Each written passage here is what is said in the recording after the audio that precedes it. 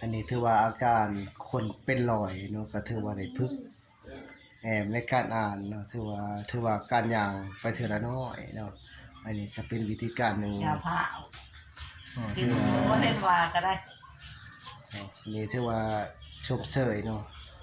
การดูแลจากครอบครัวแล้วก็ เอาไปดูแลจากโรงหมอเนาะมี3แข้งสารวัตรแล้วก็ปากเสจับประสัก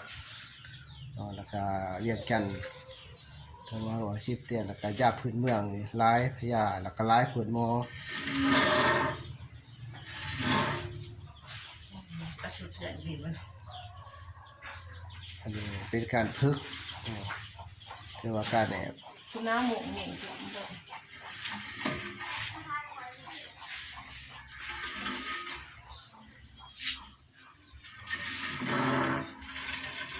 เรามาชื่อคนที่เรื่องมันหลบไม่ได้ก็ใช่ถือว่าพึกการยางพี่น้องการยางถือว่าดีใจนำเนาะถือว่าได้3เดือนปลายผ่านมา3เดือน4เดือนเอายืนชีระดนยืนจะดนเอายืนจะดนยืนปลานะยืนยืนยืนถือว่ามันแข็งแรงไปนำข้าวไว้ยืนแล้วกูเอาหมูกับหมู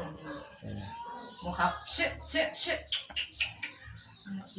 ยืนได้ดนเติบเลยพี่น้องได้เป็น1 นาทีถือว่าวันแล้วข้าวอ่อนละอย่างแรกมันก็จับได้แล้วนี่ถือว่าการฝึกการยางโอ้มีดีลายเด้อเอาอีกวันนี้ไม่ได้ถีบเด้อใส่จามนะเขาจะได้หน่อยมุมก็พะโอมมากถือว่าในการฝึกอันนี้บ่าวส่ง YouTube ของบ่าวบัวคำแล้วก็ผู้ใดถืออกถือใจแล้วก็กดแชร์กดติดตามแล้วก็ผู้ใดคิดอยู่สงสารคนมีอาการเป็นรอยให้ย่างได้แล้วก็ให้มี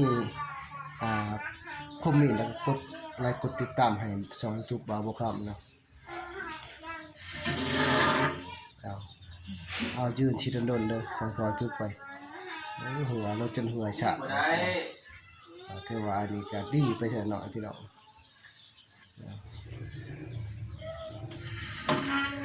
ยาวไว้ขี่แล้วกลับมาอีกบัดนี้โอเคเนาะถือว่าการฝึกการฝึกมาชิดใกล้เลยฝึกมาเลย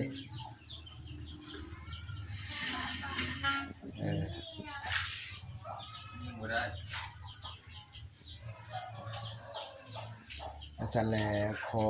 ขอบใจผู้ติดตามทุกคำพี่น้องทั้งฝั่งไทยแล้วก็ฝั่งลาวแล้วก็เพื่อนมิตรสหายต่างเมืองต่างแขวงต่างบ้านที่อยู่ร่วมกันผู้ใดถึกอกถึกใจกับผู้ใดกดติดตามเนาะทางทุกบ่าวบัวคำโอ้ใช่เอาไม่ได้เหมือนกันโอ้ดีจัง